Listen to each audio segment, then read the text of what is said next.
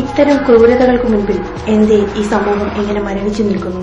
ഒന്നോർക്കുക, ഒരു വ്യക്തിക്കോ ഒരു പ്രസ്ഥാനത്തിനോ ഇതിനു മുന്നിൽ പ്രതികരിക്കാനാവില്ല. സമൂഹം ഒന്നായി ഇതിനു മുന്നിട്ടിറങ്ങേണ്ടത് ആവശ്യമാണ്. ശിശുഭവൻ പറ്റി എനിക്ക് 2001 മുതൽ അറിവുണ്ട്. അവർ നല്ല കാര്യങ്ങൾ ചെയ്യുന്നുണ്ട്. കുറേയധികം കുട്ടികളെ രക്ഷപ്പെടുത്തിയിട്ട് അവരുടെ ഭാവി ജീവിതത്തിന് മംഗളകരമാക്കാൻ വേണ്ടി ശ്രമിക്കുന്നുണ്ട്. ഒരു നല്ല രീതിയിൽ എത്തിക്കാൻ സാധിക്കട്ടെ എന്ന് ആശംസിക്കുന്നുണ്ട്. തമിഴ്നാട്ടിലും പ്രത്യേകിച്ച് ആന്ധ്രയിൽ നിന്നും ധാരാളം കുട്ടികളെ വിറ്റയച്ചുകൊണ്ടിരിക്കുന്നു. ആർക്കും വേണ്ട, പ്രത്യേകിച്ച് പെൺകുഞ്ഞുങ്ങളാണെങ്കിൽ ആർക്കും വേണ്ട. അവരൊക്കെയാണ് നമ്മുടെ തെരുവുകളിൽ അലയുന്നത്.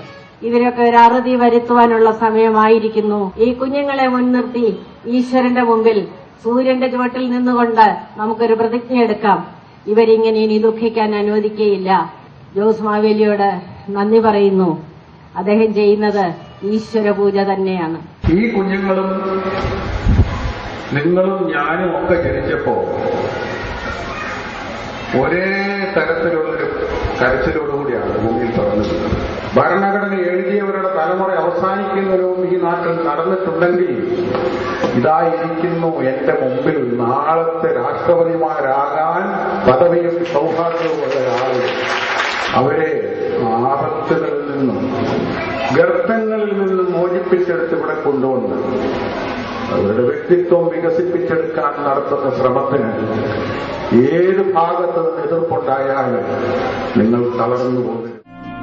അങ്കമാലി പട്ടണത്തിലെ തിരക്കേറിയ റോഡരികിൽ വിരിച്ചിട്ട പഴന്തുണിയിൽ പഴുത്തു വീങ്ങിയ വ്രണങ്ങളുമായി കിടക്കുന്ന ഓമനത്തമുള്ള പെൺകുട്ടിയെ ഒന്ന് തിരിഞ്ഞു നോക്കാതെ കടന്നു പോകുവാൻ കഴിയാതെ വന്നപ്പോഴാണ് അങ്കമാലിയിലെ ചുമട്ടുതൊഴിലാളികൾ ആ മുഖം ശ്രദ്ധിച്ചത്. പഴന്തുണിയിൽ വീഴുന്ന നാണയത്തുട്ടുകളെ ആർത്തിയോടെ നോക്കുന്ന അയാളെ ചോദ്യം ചെയ്തപ്പോഴാണ് ക്രൂരതകൾ, ഫണമുയർത്തുന്ന കഥകൾ വെളിച്ചത്തു വന്നത്.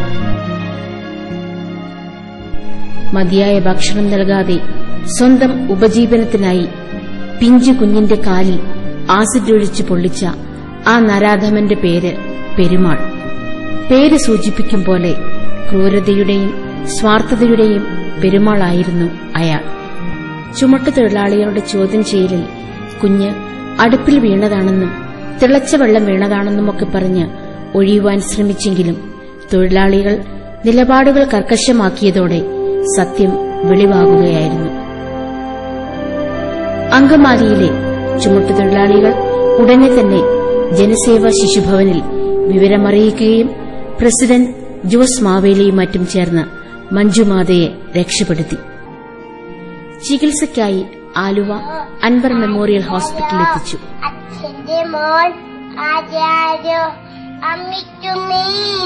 പഠനത്തിലും കലാകായിക രംഗത്തും മികവ് പുലർത്തുന്ന ഈ പെൺകുട്ടി ശിശുഭവനിലെ ഇംഗ്ലീഷ് മീഡിയം സ്കൂളിൽ 2ാം ക്ലാസ് വിദ്യാർത്ഥിനിയാണിപ്പോൾ.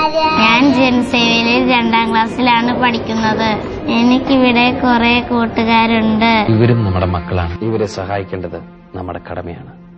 നിരാലംബരായ ഈ പിഞ്ചു കുഞ്ഞുങ്ങളുടെ നല്ല ഭാവിക്കായി ജനസേവയെ നമുക്ക് സഹായിക്കാം.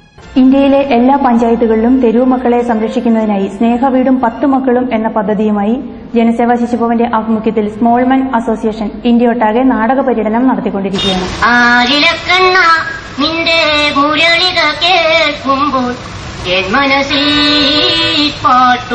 തെരുവ് മക്കളില്ലാത്ത ഇന്ത്യ കെട്ടിപ്പടുക്കുന്നതിനായി സ്നേഹവീടും 10 മക്കളും എന്ന നൂതന ആശയം ജനഹൃദയങ്ങളിൽ എത്തിക്കാൻ ജനസേവ ഒരു മഹത്തായ പദ്ധതി ആരംഭിച്ചിരിക്കുന്നു. ഇന്ത്യയിലെ എല്ലാ പഞ്ചായത്തുകളിലും 10 മക്കളെ വീതം സംരക്ഷിക്കുന്ന സ്നേഹവീടുകൾ സംഘടിപ്പിച്ചുകൊണ്ട് അവരുടെ ഭാവി സുരക്ഷിതമാക്കുവാനാണ് ഈ പദ്ധതി കൊണ്ട് ഉദ്ദേശിക്കുന്നത്. ഇതിനായി ജനസേവയുടെ ആഭിമുഖ്യത്തിൽ സ്നേഹവീടും 10 മക്കളും എന്ന തെരുവ് നാടകം സംസ്ഥാനമൊട്ടാകെ നടത്തിവരികയാണ്. ദൈവത്തിന്റെ മക്കൾ, ഞങ്ങൾ പ്രകൃതിയുടെ മക്കൾ, ദൈവത്തിന്റെ മക്കൾ. പ്രകൃതിയിലെ എല്ലാ വിഭവങ്ങളും ഞങ്ങൾക്ക് അവകാശപ്പെട്ടതാണ്. വായു, വെള്ളം, ഭക്ഷണം, പാർപ്പിടം, വസ്ത്രം, വിദ്യാഭ്യാസം, എല്ലാം. പക്ഷെ നിങ്ങൾ ഞങ്ങൾക്ക് നിഷേധിച്ചു. ഞങ്ങൾക്ക് അവകാശപ്പെട്ടത് കൂടി മരിച്ചു. തെരുവുമക്കൾ അനുഭവിക്കുന്ന ജീവിത ദുരന്തങ്ങളും യാതനകളും നാടകത്തിലൂടെ അവതരിപ്പിക്കുന്നതോടൊപ്പം ഈ മക്കളെ സമൂഹത്തിന്റെ മുഖ്യധാരയിലേക്ക് ഉയർത്തിക്കൊണ്ടുവരേണ്ടത് നമ്മുടെ കടമയാണെന്നുള്ള സന്ദേശം ജനഹൃദയങ്ങളിൽ എത്തിക്കുകയും ചെയ്യുന്നു.